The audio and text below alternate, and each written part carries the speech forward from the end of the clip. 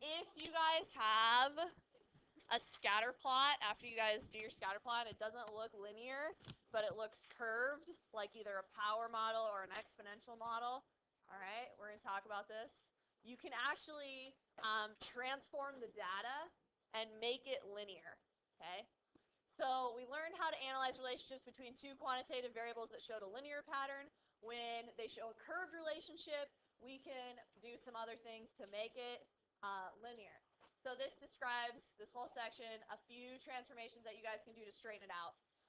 And once it's been straightened and you've met all those conditions, you can still test the claim about the slope of the population tree regression line using the transformed data. All right. So we will do powers and logs on these, and you'll kind of see which way it works. So let's start with an example, health and wealth. The Gapminder website provides loads of data on health and well-being of the world's inhabitants. On the next page is a scatter plot from Gapminder. The individuals are all the world's nations for which the data are available. The explanatory variable is the measure of how rich a country is.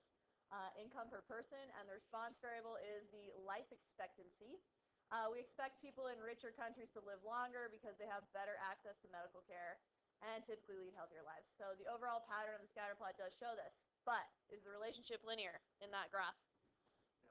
It is not. Life expectancy rises very quickly as income per person, and so yeah, we have to figure out a way to like straighten out this lovely graph. It's pretty though.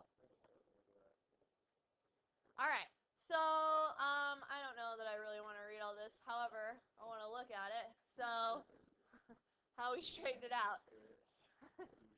The scatter plot of life expectancy against income per person on a log scale straightens it out. Yeah. All right, we're going to talk more about that one. I don't want to do this one. I should have taken that one out. Sorry. Go fish. All right, go fish.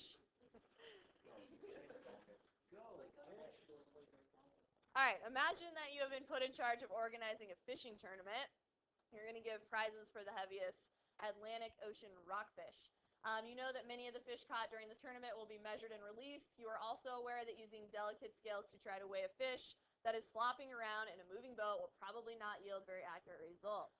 It'd be much easier to measure the length of the fish, and we need a way to convert the length of the fish to its weight.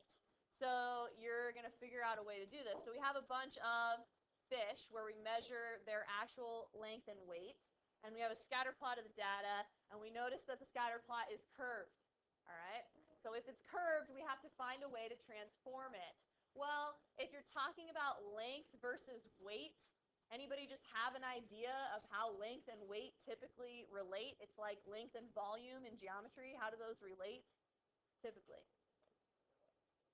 How do I get from the length of something to the area of something, you guys? You square it. How do I get from the length of something to the volume of something? Cube it. So if you have an idea, you should use that, and then instead of just guess and checking every different way that I'm going to show you, right? So if you do know that like length and volume relate by a cube function, use that to your advantage, all right? So how could we straighten this out? What if we redo the graph, but we cube every single x value? So notice this says length cubed. Did that straighten it out pretty well? Yep. It sure did. What's another way we could do it? Well, if you want to relate weight and length, you could also cube root the weight, right? If you cube root the volume, you get the length. So let's look at another graph where always pay attention to what the x and y axes say. So they cube rooted the weight, and we also got a linear pattern. Okay? Either way works. So then we can find the least squares regression line of the transformed data. And don't forget the residual plot tells us if the linear model is appropriate. So after you have your new scatter plot that looks straight, you can still use the linear or the residual plot to see if it's a good fit. Okay? Also, S and R squared. What's S? Standard deviation. And R squared. Okay, they also tell you how good of a fit all of that is. So here's the Minitab output, whether we transform it either way. So here's the first way, where we cube the length and leave the weight the same to make it linear. And here's the second way where we cube root the weight and leave the x part the same, okay? So we have to be able to write equations based on this now that we're cubing the x or cube rooting the y, all right? And they give us the residual plot of each. Pay attention to which is which, right? So this is the length cubed. Does that look pretty good? Yeah, no leftover pattern. And then this one was when we have the cube root of the weight because the length is regular here. All right, so let's give an equation of the least squares regression line and define, of course, any variables. You guys have to do that in homework. Make sure you define variables unless you actually use the words. So it might be easier to just use length and weight, right? So for number 1, so this is for the first transformation where we cubed the weight. So remember, we always use y, predicted y, equals a plus bx. What's the only difference in this one? X is cubed. So, Michaela, what is the a in this problem according to Minitab? It is 4.066. So we've got, instead of y hat, I'm actually just going to write weight so I don't have to define them later. And you have to always say predicted and put that little hat on it since it means predicted. And then we have our alpha, 4.066. All right, and Chelsea, what's the slope of, transformation 1?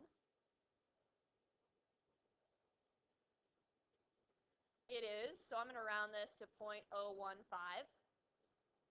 Oh, I just pretended to hear you right. I don't know. Plus 0.015. Thanks for confessing, though. And then times, instead of just x, or instead of just the length, you guys, we change this to the length cubed, because we had cubed all the x's for this one to be straight. Okay? Donovan. Yes. You would put x cubed, and then you would say x is the length, y is the weight. Okay? All right, and then the second transformation is where we cube rooted the weight. So you're going to do a cube root of the weight, and you still have to put the predicted hat over this y. And then we're going to plug in our y-intercept and our slope for transformation 2. So David O, what's the y-intercept on the second one?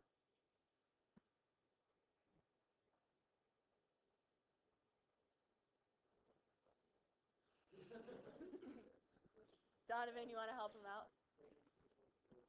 Right here. Okay, negative 0.022. I'm just going to round that, so negative 0.022. And then our slope, Ginger, what would the slope be on transformation 2? Okay, so 0.24. I'll round to 7. And on this one, we just put length, all right, because we did cube root of our y. So those are our two options for a model, a good model that is linear, okay? So suppose a contestant in the fishing tournament catches an Atlantic rockfish that's 36 centimeters long. Use the model from part A to predict the fish's weight. Okay, so you guys could do this. We're going to plug in 36, right? So if I plug 36 in for the first one, you could probably type that whole thing into your calculator, right? Do you cube the 36 on this? Yes, you do. And you get 688.9 grams for your weight. Now, this is an estimate, right? This is the predicted weight for the first equation. For the second one, when we plug in 36, we're going to have to do a little more work to solve it. All right, a little algebra that we haven't done in a while. So we have the cube root of W equals negative 0.022 plus 0.247 times 36, right? You're going to get this lovely number over here with your calculator. And what do you have to do to solve for W? You must cube both sides, right, after you get your answer. And you get 694.6 grams. Okay? Just a little review on Algebra 2, okay? Or maybe pre-algebra even. When experience or theory suggests that the relationship between two variables is described by a power model, so basically experience, like you know that length and volume are related, right? Or theory, that helps like you know a formula for something, so you know kind of that you might have an idea of doing this, you can use this strategy to achieve linearity. Now, does it have to be cubes or cube roots? No. What if we're doing area? You could be doing squares, right, or square roots. So it could be any power. And if you have no idea what power, you can guess and test until it works. Good times. That's it for this section. Yay.